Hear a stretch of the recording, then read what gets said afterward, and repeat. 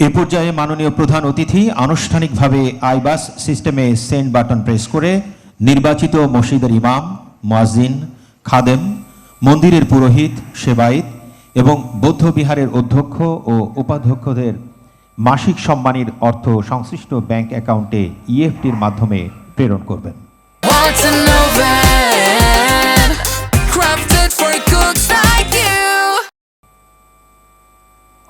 মাননীয় প্রধানমন্ত্রী। জি, মাননীয় প্রধানমন্ত্রী।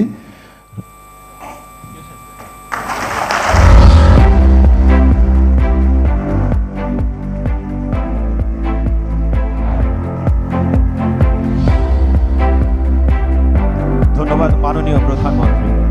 মাননীয় প্রধানমন্ত্রী বাংলাদেশ জাতীয়তাবাদী দল বিএনপির নির্বাচনী ইশতেহার ঘোষণায় খুব স্পষ্ট করে বলেছেন, এই ইশতেহার কেবল নির্বাচন